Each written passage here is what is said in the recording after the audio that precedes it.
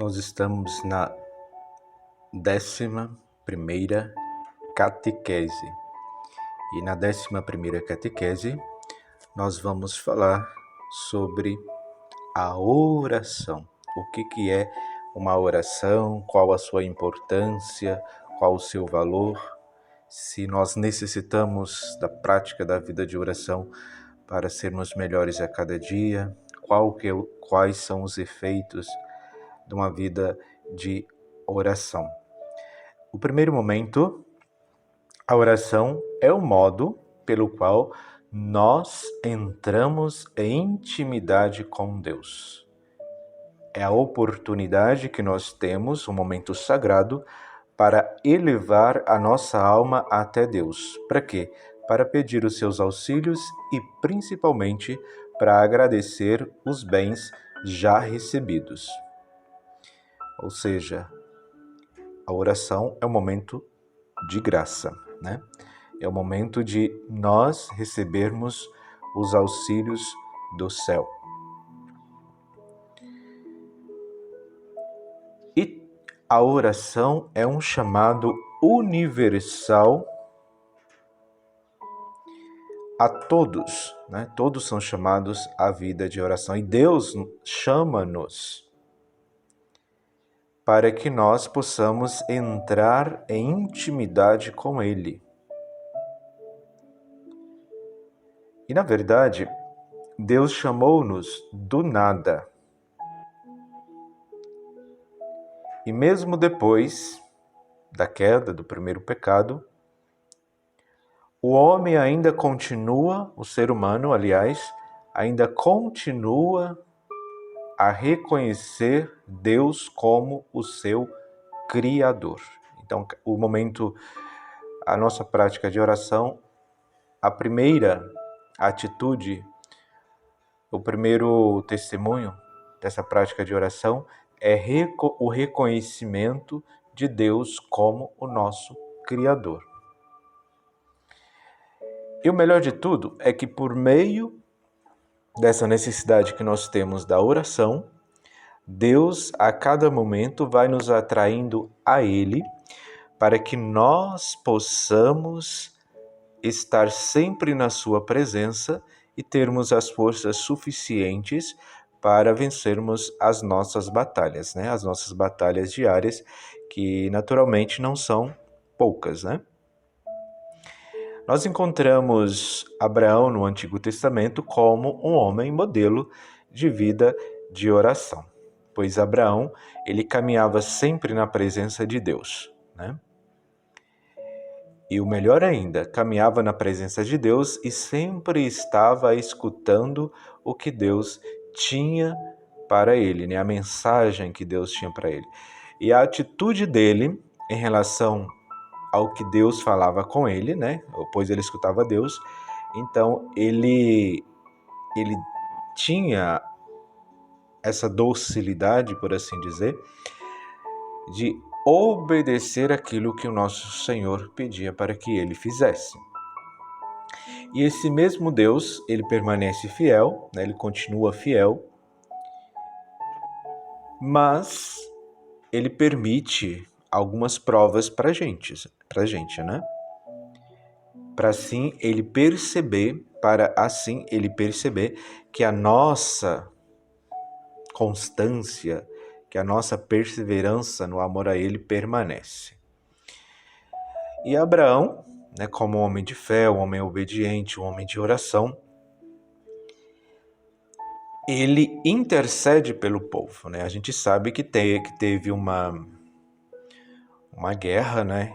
O povo de Deus estava sendo destruído, estava sendo derrotado.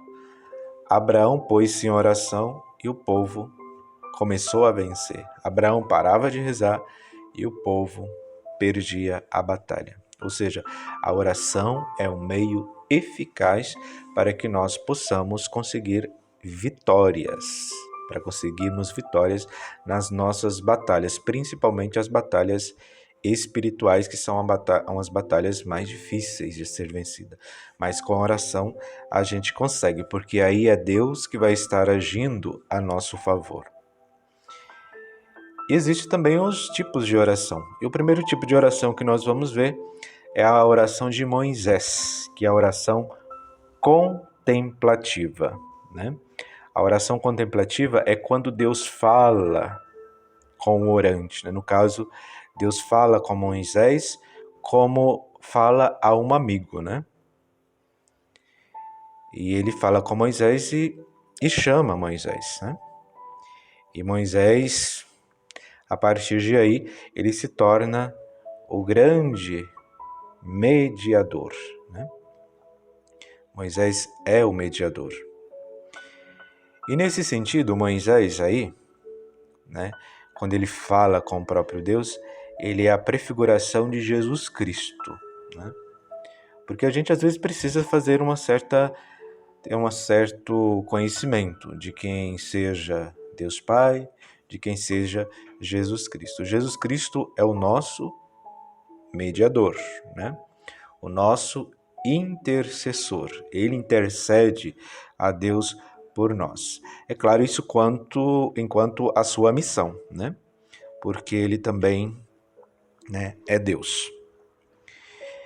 E no Antigo Testamento nós temos uma oração típica, uma oração lindíssima, né, que é a oração dos Salmos. E aí nos Salmos estão os elementos essenciais da oração da igreja, né? Porque aí nos Salmos estão contidos os elementos essenciais da oração, pois esses contêm os feitos de Deus, né, que está contando nos Salmos, que vem em socorro de seu povo. Isso dá mais um entusiasmo para que a gente se entregue à vida de oração. E depois nós temos, eu disse, modelo de oração Moisés, Abraão, né? Mas o modelo perfeito e principal de oração é o próprio Jesus Cristo, não? E será com quem que ele aprendeu a rezar? Com certeza foi com sua família, né? São José, Nossa Senhora. E qual era a sua tradição, né? A tradição que ele seguia, a religião que ele seguia. A religião hebraica, a tradição dos hebreus, né? E o que é que Jesus rezava? E por que ele rezava? Primeiro, ele rezava porque ele pertencia a um povo, ao povo hebreu. E o povo hebreu, por tradição, eles rezavam os salmos. É claro, a igreja também hoje reza os salmos, né? Se ainda, às vezes, a gente não sabe, mas a igreja reza os salmos, né? Até hoje, conforme a tradição hebraica.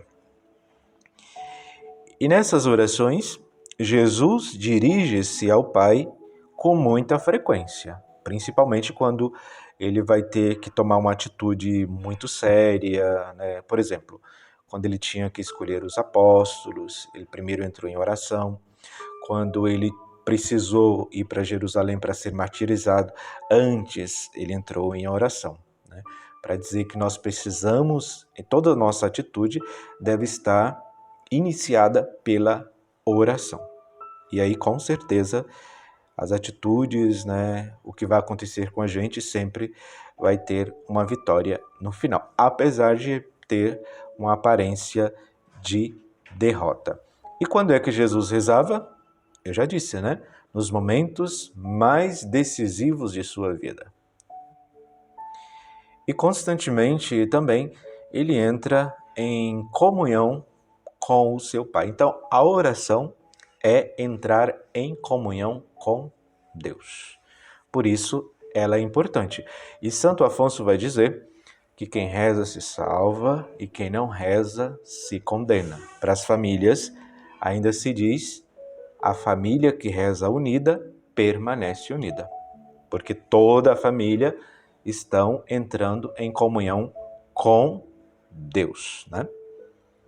E pode só acontecer algo bom, né? Se acontecer alguma coisa ruim, mas vai conseguir vencer com mais facilidade. A oração de Jesus também, né, que eu já tinha dito, ele tem essa oração ao aproximar de sua paixão, quando ele sabe que tem que sofrer o martírio, né, e tem que se entregar, aí ele se entrega à oração. E neste momento em que ele precisa, em que ele decide enfrentar o seu martírio, ele se apresenta ao Pai. Ele se apresenta ao Pai e se coloca nas mãos dele. Pai, em tuas mãos eu entrego tudo. Inclusive, assim que ele morre, em tuas mãos eu entrego o meu espírito. Não? E na agonia, em Getsemane, ele também entrega a sua causa nas mãos de Deus. E é justamente isso que às vezes falta para nós, né? E aí o que acontece? A gente não consegue as nossas vitórias, as nossas batalhas são todas fracassadas, e aí é porque a gente está tentando fazer com as nossas próprias forças. Assim, a gente não vai conseguir, né? E Jesus também nos ensina a rezar uma oração perfeita, né? Uma oração especialíssima, a oração do Pai Nosso. E o que se exige para rezar? Primeiro momento, pureza de coração, não ter maldade, não ter malícia no coração, para que a oração seja mais perfeita possível. Depois, perdoar os nossos inimigos. Isso a gente vê na oração também do Pai Nosso. Depois, confiar plenamente em Deus. Depois, permanecer vigilante. A oração faz a gente ficar vigilante, né? Não deixar o inimigo atacar a nossa vida e destruir o que de mais precioso nós temos, que é o próprio Deus na nossa alma. E quando é que a oração é eficaz? Quando nós somos capazes de unir-nos pela fé, unirmos ao próprio Jesus, unir a Jesus. A oração cristã é uma oração de comunhão, de amor entre o Divino Pai Eterno e o próprio ser humano. Então, já disse também, né, e repito novamente, é comunhão com Deus. Eu poderia dizer diálogo com Deus também, porque também a oração é isso, né? Mas é comunhão com Deus, né? Muito bem. E como era a oração de Maria? Olha, a oração de Maria era um modelo de oração, não? Era uma oração fervorosa, uma oração de completa entrega, de completo abandono à vontade de Deus. É interessante, Nossa Senhora rezava pela necessidade de todos. Não era aquela oração egoísta, eu vou rezar só para mim. Não, para todos, né? Ela tinha essa delicadeza na vida de oração. E até hoje ela ainda reza por nós, por cada um de nós. Nós chamamos esse modo dela rezar por nós de intercessão. A oração de Nossa Senhora se encontra em Lucas 1, 46, 55. É o Magnificat. É o cântico da Mãe de Deus. E é justamente o cântico da Igreja. O canto de agradecimento, de esperança, e de esperança também dos pobres, né? E acreditando sempre nas promessas divinas já realizadas e das que iriam ser também realizadas. A oração da Igreja. A oração da Igreja é como a primeira comunidade cristã rezava. Está em Atos 2:42. Eles eram perseverantes em ouvir os apóstolos, os primeiros cristãos, né? Eles tinham a comunhão fraterna e a fração do pão, ou seja, uma oração bem celebrativa, bem vivenciada e partilhada também, né?